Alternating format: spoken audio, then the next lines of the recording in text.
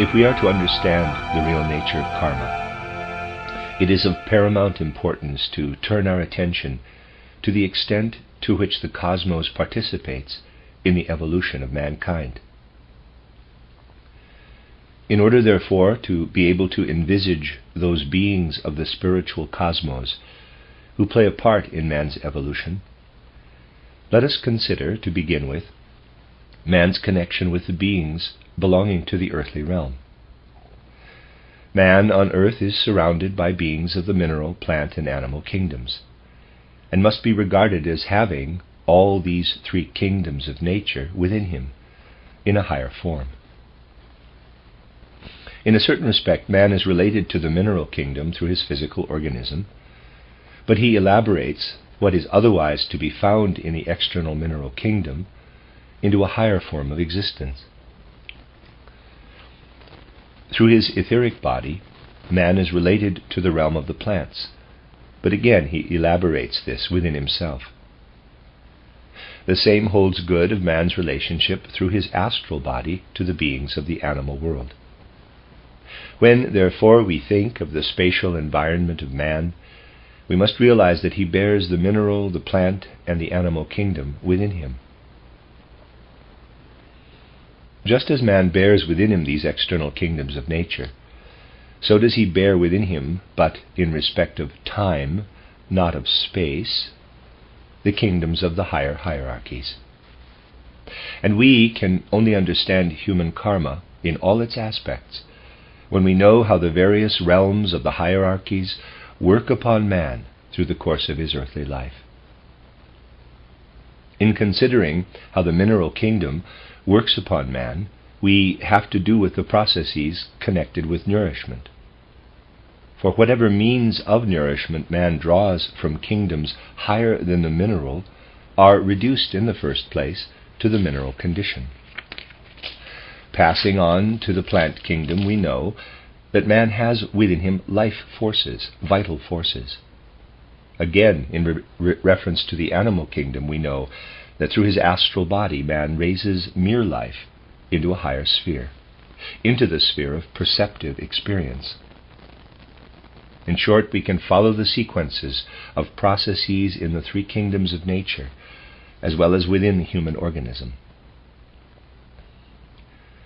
In the same way, we can follow the workings of the higher hierarchies in man's life of soul and spirit. The mineral nature, the plant nature, the animal nature in man can be understood in the light of the processes operating in the three kingdoms of nature in space. Equally, we must understand the higher forces operating in the life of man. To begin with, we will consider human destiny and endeavor to understand how the kingdoms of the hierarchies work into it. But here we must study not what is present simultaneously in man, namely physical body, etheric body, and astral body, but in connection with the workings of the hierarchies, we must study what transpires in man's earthly life in the succession of time, regarded, of course, from the spiritual point of view. In our anthroposophical studies, we have always recognized distinct periods in the course of human life, from birth until the change of teeth at about the 7th year, from the change of teeth to puberty, from puberty to the 21st year, where the differentiation is less perceptible, then from the 21st to the 28th, from the 28th year to the 35th, from the 35th to the 42nd, from the 42nd year to the 49th, from the 49th year to the 56th, and so on. Concerning what lies beyond the 56th year, I shall speak in the next lecture. Today we shall consider the course of human life up to the 56th year.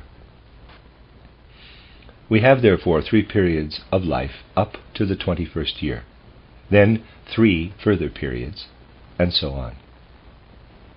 Man says capital I of himself, but many forces play upon this I. Outwardly considered, the I is worked upon by mineral forces, plant forces, and animal forces.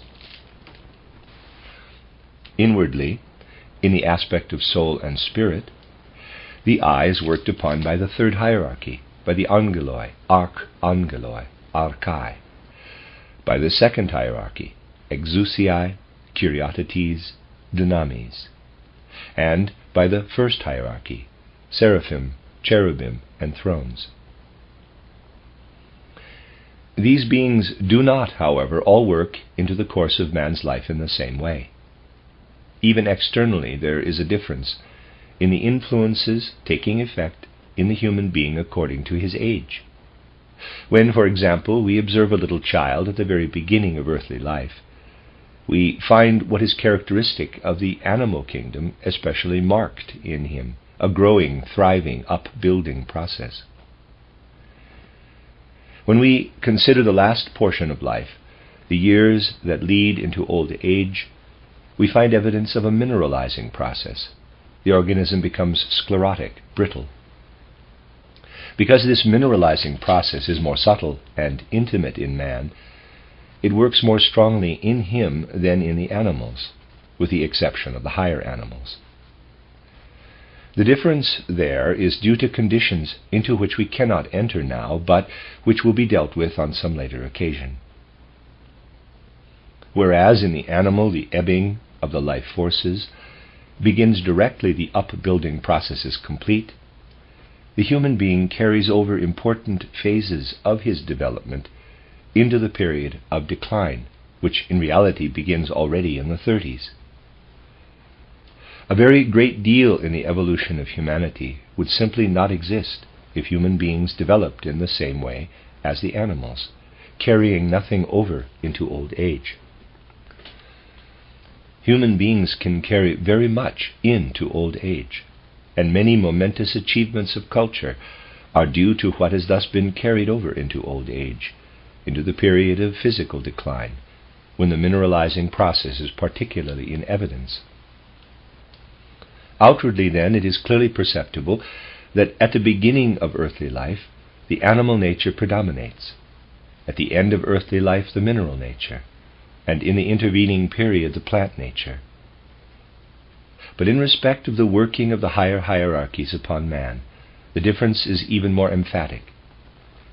In earliest childhood, the third hierarchy, angeloi, archangeloi, archai, work with particular strength upon the life of soul and spirit.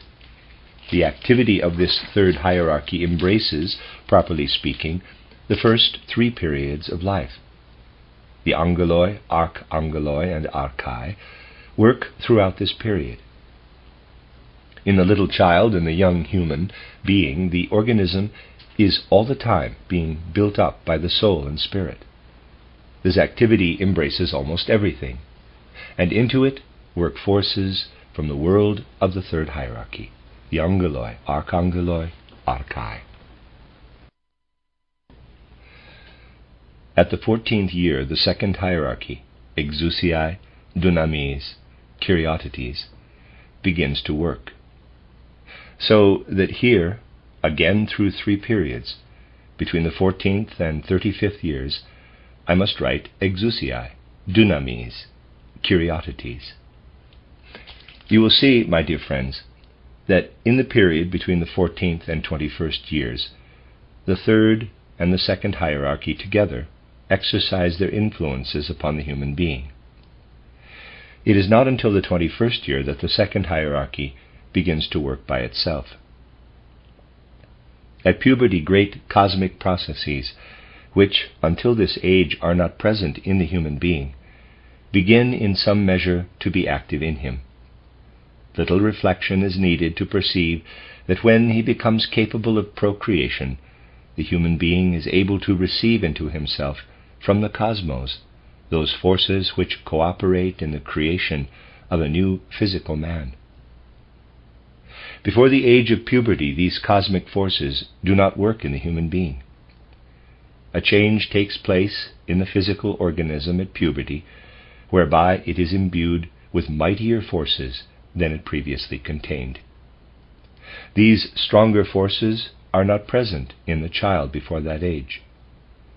In the child are the weaker forces, which, to begin with, work only upon the soul in earthly life, not upon the body. In the 35th year, a period begins when the human being becomes weaker in respect of his inner soul forces, less able than he was before to withstand the onset of the destructive forces of his organism.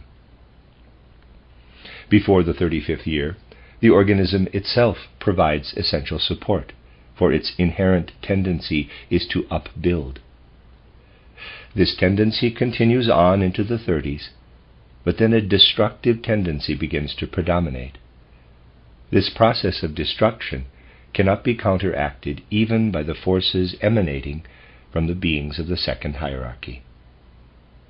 Henceforth, the soul must receive from the cosmos enough support to prevent the normal course of life being ended by death at the age of 35.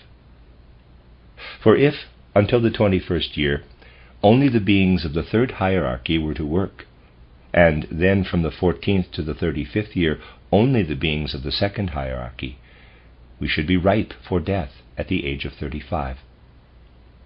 That is to say, at the very middle of earthly life proper, unless the physical body were still to hold together from sheer inertia. Death does not occur at this time because actually, from the 28th year, not only from the 35th, and again through 3 periods, the beings of the first hierarchy, the seraphim, cherubim, and thrones, work upon man. Again, there is a period between the 28th and the 35th years when the second and the first hierarchies are working together. Thus, in point of fact, the second hierarchy works by itself during the period from the 21st until the 28th year of life. As I said before, we will consider the later period of life in the next lecture. You will naturally say, but is a human being who has passed his 49th year forsaken by all the hierarchies? We shall consider that on another occasion. What has been said today need not, therefore, be taken as applying only to those who are under the age of 49 and not to the others. To begin with, however, we must learn to know how the hierarchies pour their forces, their particular strength, into human life as it runs its course. Naturally, you must not think that such matters can be adequately studied by setting them out diagrammatically, and there is a diagram. This is never possible when we have to do with any higher form of life. For many years I have been speaking of man as a threefold being: the man of nerves and senses, the rhythmic man, the metabolic limb man. A professor once inferred from this, what will professors not infer, that I divided man into 3, head, chest, abdominal system. This was because he thought of everything side by side. I have, of course, always emphasized that although the nerves and senses system is contained mainly in the head, it extends through the whole organism. The same is true of the rhythmic system. The 3 members must not be thought of in spatial juxtaposition. You must also conceive the sequence of which we have been speaking in the same way. The working of angeloi, archangeloi, and archai is limited in the main to the first 3 periods of life, but the aftermath of these periods continues through the whole of life. Just as the nerves and senses system is concentrated mainly in the head, but is present through the whole organism. We can feel with the big toe, because it too contains nerves and senses life. Nevertheless, this threefold membering of the human being is a reality. So too is the other threefold membering of which I am speaking today. When you study these periods in human life, you will be able to say, on the spiritual side, the human capital I is subject to any number of influences proceeding from the spiritual world, just as, on the physical side, it is subject to influences coming from the animal, plant, and mineral kingdoms. As human beings, we stand with our I in the midst of what is coming to us in a most complicated way from the cosmos. And this activity, which extends spiritually from the cosmos, from the hierarchies, to man, is also concerned with the shaping of karma during physical life on earth. It is the angeloi, archangeloi, and archai who bring us from the spiritual world into the physical world, and it is they who mainly accompany us through the first 3 periods of life. They work most strongly of all upon the nerves and senses system. In all the complicated and wonderful development taking place in our sense life and in our intellectual life up to the age of 21, in all this the angeloi, archangeloi, and archai participate. Countless happenings take place behind the scenes of the ordinary consciousness, and it is precisely in these happenings that the beings of the higher hierarchies participate. Then, again from puberty, from about the 14th year onward, beings whose forces are stronger than those of the angeloi, archangeloi, and archai begin to take hold of the rhythmic system. The real task of the beings of the 3rd hierarchy, the angeloi, archangeloi, and archai, is to influence our life of soul. From pre-earthly existence, we bring with us into the first 3 epochs of life such strong forces that the soul is able to work powerfully upon the body. During this period, only the comparatively weaker forces of the 3rd hierarchy are required to come to our help.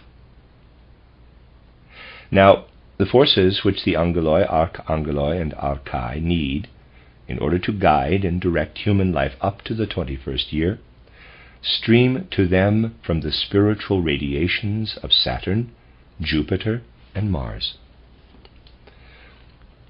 The radiations of the heavenly bodies are not what they are alleged to be by physical science.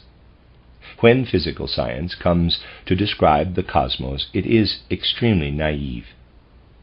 From Saturn, Jupiter, and Mars radiate forces of which the angeloi, archangeloi, and archai have the very deepest understanding.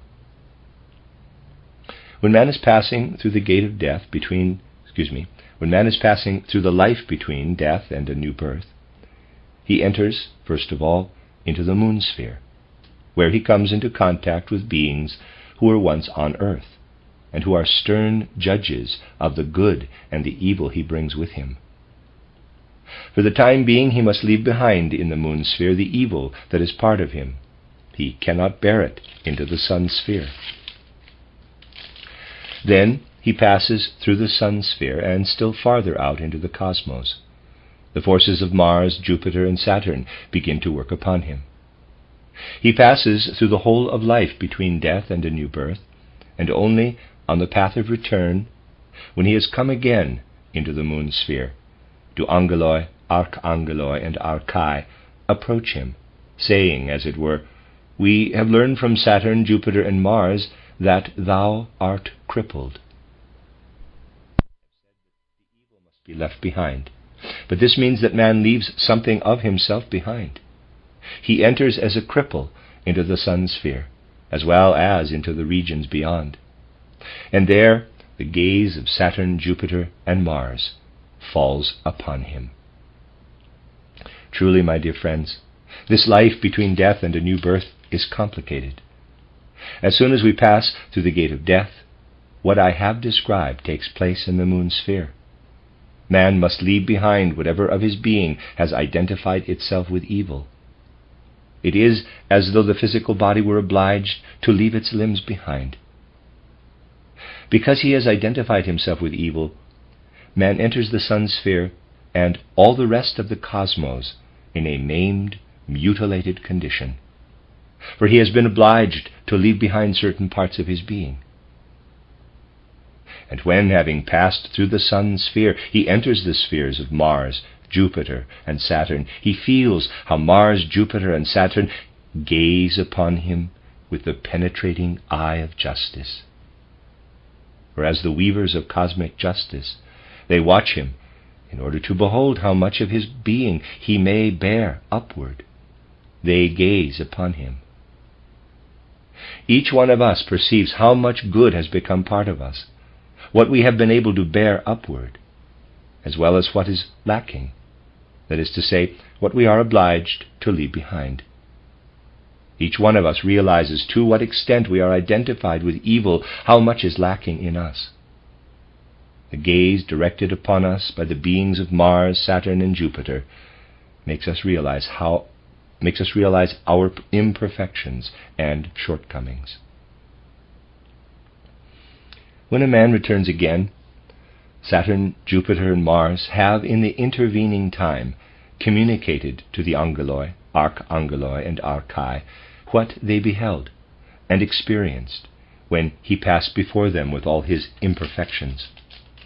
The beings of the third hierarchy weave this into him, so that there is inscribed in his being what he has to do in compensation.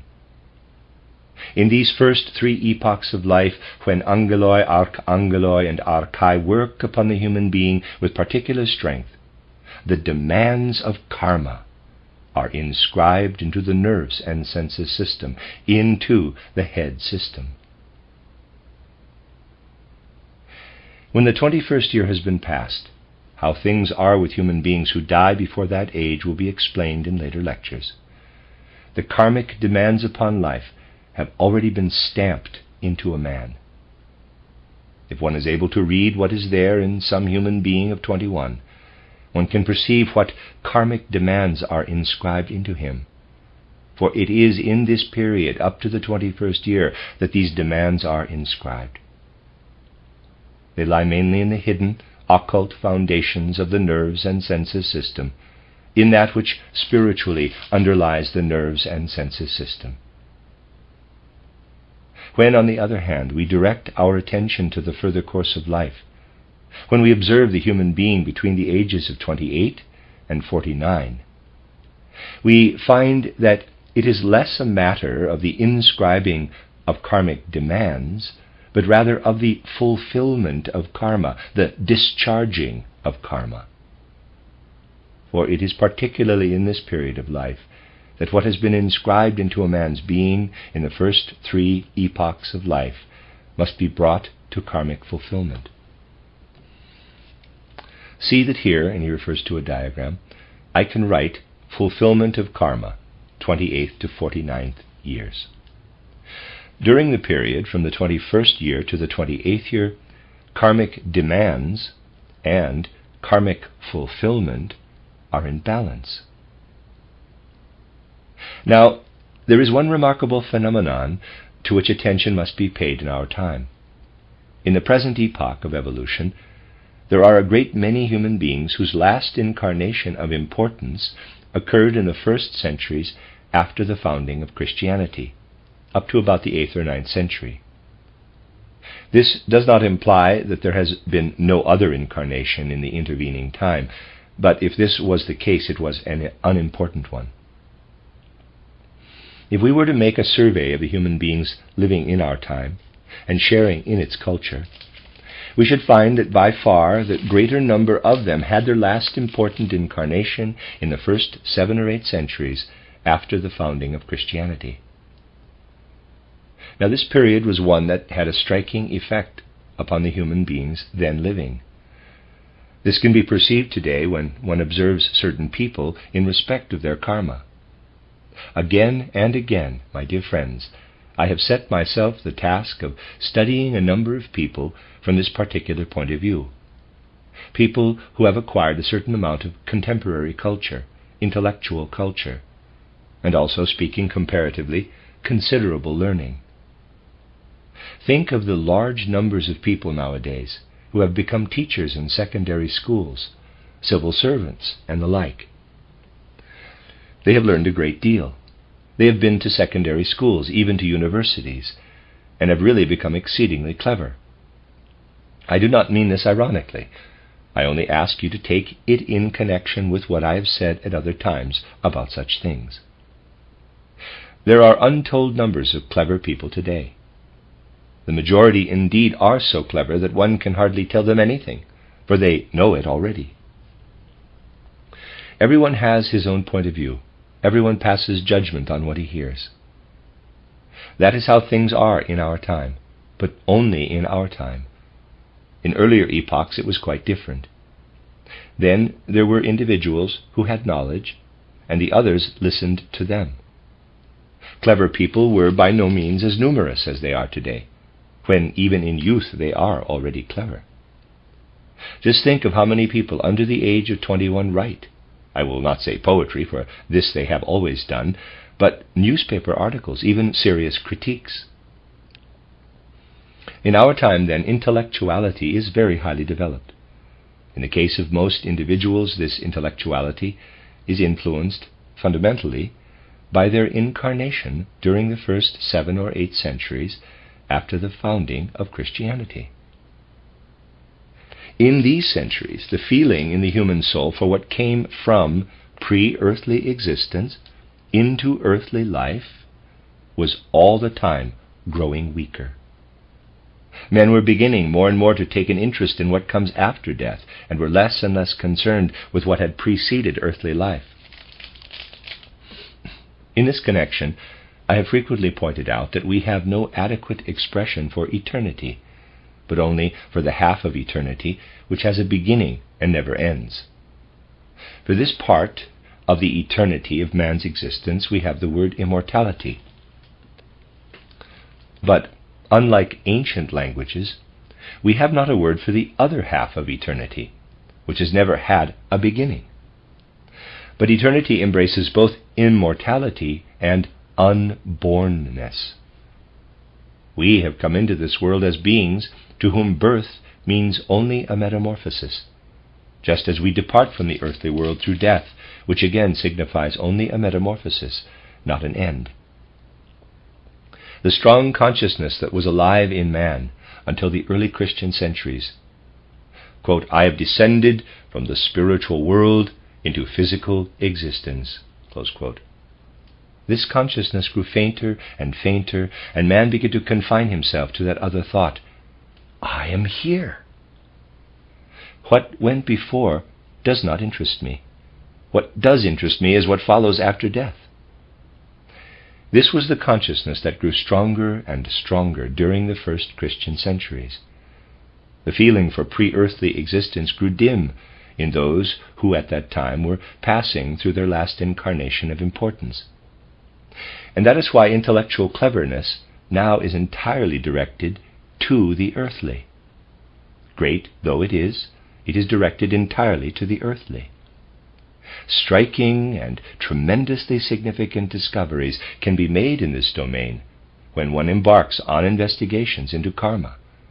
I will mention 2 cases. The first is that of a man who taught history in a secondary school, an extremely clever man and really impressive as a teacher. Until the time when the karmic demands were still working, and then through this neutral zone here, and he points to a diagram, that is to say, until the beginning of the 30s, his cleverness was very evident. He was one of the many really clever men of our time. But the moment he entered this phase here, 28th to 49th year, his cleverness was no longer a support, and his moral impulses were in jeopardy. There was nothing left but intellectuality, which was then undermined.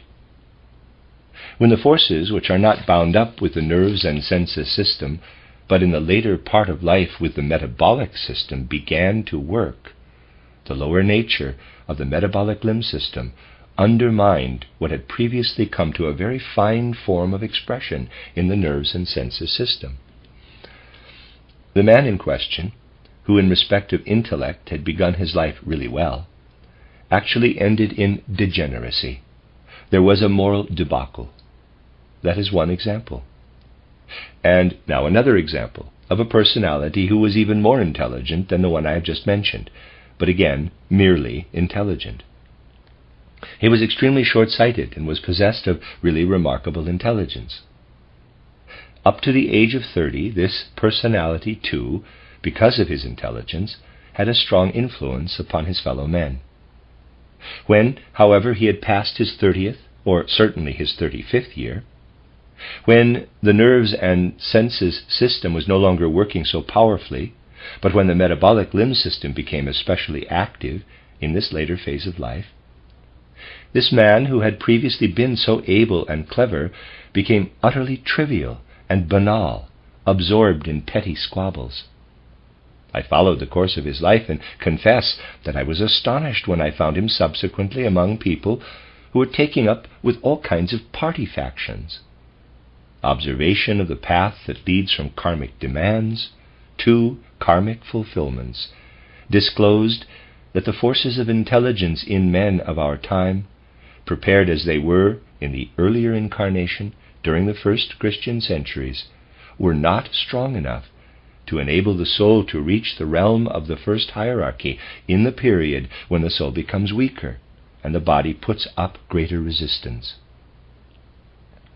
And then it became evident to me that the large numbers of men today who are so clever, who can, above all, be made so clever through their education, these men, in the first epoch of life, develop the capacity to reach up with the forces of their intelligence to the third hierarchy, to the angeloi, archangeloi, and archai. This they achieve. And in this epoch of life they are personalities of great promise. When they come into the realm of the second hierarchy, they are, as it were, given over to this hierarchy. The second hierarchy reaches down to men. Practically all human beings become capable of procreation. This cosmic hierarchy reaches downward. Here there is no real abyss between man and the hierarchy. When, however, man reaches his 28th year and must begin to find a relation to the still higher hierarchy, the first hierarchy, he must find this relation with his whole nature, right down into the metabolic limb system. Here he needs stronger forces of inner support in the spiritual realm, and the seed which was planted in him during an earlier life, in an epoch when men ceased to think about pre-earthly existence, proves unable to supply these forces. In connection with karma, one would fain impress upon all true educators and teachers the urgent necessity of imbuing intellectuality with such spiritual strength that when the human being is passing through the later years of life, what has been permeated with moral force in his intellect may be able to hold the balance against the forces which draw him away from the first hierarchy. It is a matter of no small interest in this age of ours to compare the second part of human life with the first.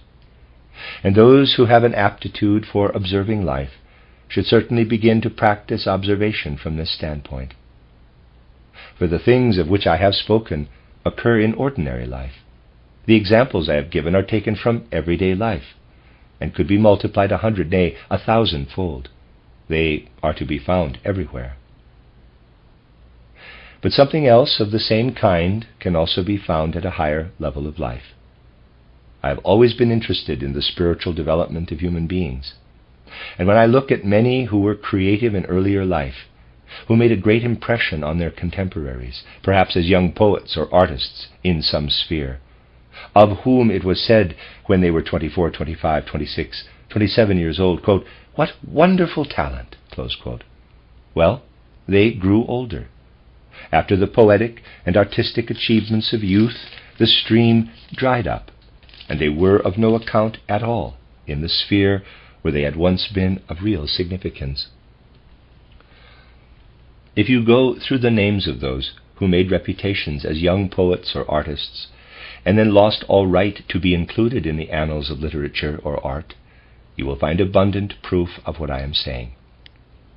But what I have told you will at the same time show you how the different epochs in human life reveal in manifold ways how karma and the impulses of karma take effect.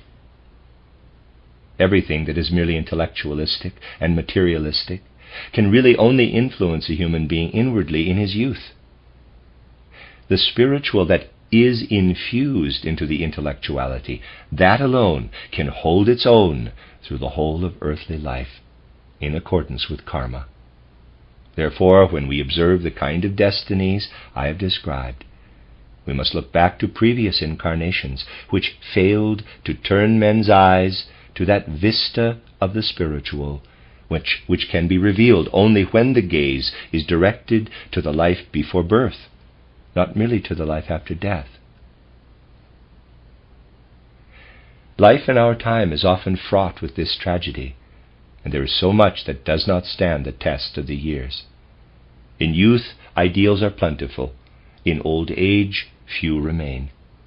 Older people rely more upon the state and upon their pensions than upon the sustaining power of life itself. They need support from outside because they cannot find what brings them into relation with the first hierarchy. You see, therefore, that if we are to study karma in the right way, we must pay attention to these different but interpenetrating members of man's being. I do not imply that after the 49th year human life is fraught with restrictions. As I said before, we will consider that later. When man is passing through the first 3 epochs of life, he lives in relation to the third hierarchy. Then, inwardly and unconsciously, he begins to be related to the second hierarchy, and finally to the first hierarchy. Only on the basis of this knowledge are we able to judge to what extent a man enables the karmic impulses within him to come to expression. For this knowledge of man's relation to the higher hierarchies, this knowledge alone can reveal human life in concrete reality. Angeloi, archangeloi, and archai say to us in our subconsciousness, during the first 3 epochs of life, all this thou hast brought over from earlier epochs, from earlier earthly lives, that thou must take upon thyself. In our subconscious experience of destiny, this is said to us. And in truth, throughout these 3 epochs of life, this message of destiny constantly resounds within us.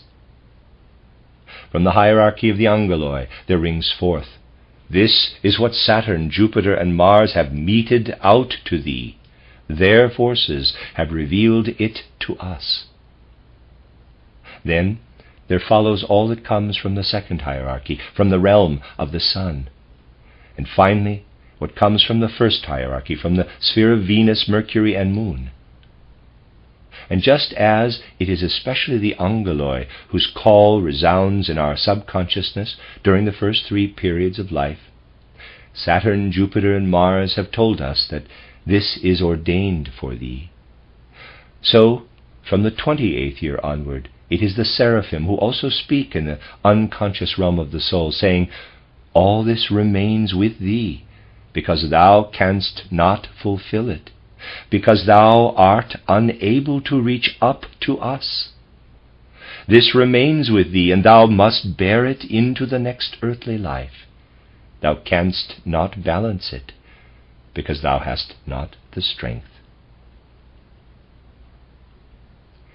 Under the level of man's consciousness speak the forces of karma, the forces that shape destiny.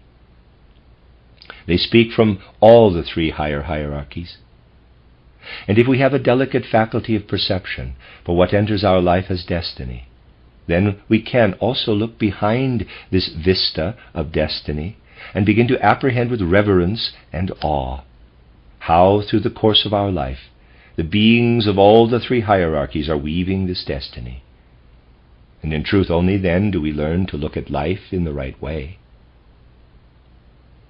For who would be satisfied if, when asking us about a man of whose life on earth he wants to know something and presumes we can tell him, we merely answer, quote, "Oh, he is called Joseph Müller," close quote. All that we can tell him is just the name? But the questioner had expected that he would hear something more than a name, events in the man's life, something that throws light on the forces and impulses that influenced his earthly life. No one who really wants to know something about a human being can be satisfied with merely knowing his name.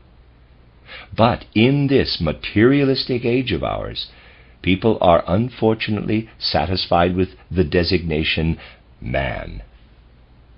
In respect of all that lies behind the ordinary consciousness, wherein work angeloi, archangeloi, archai, exousiai, dunamis, kuriotetes, cherubim, seraphim, thrones, people today are satisfied with the general designation man. They do not look at the concrete realities, but this they must learn to do. They must turn their eyes again to these concrete realities of human life.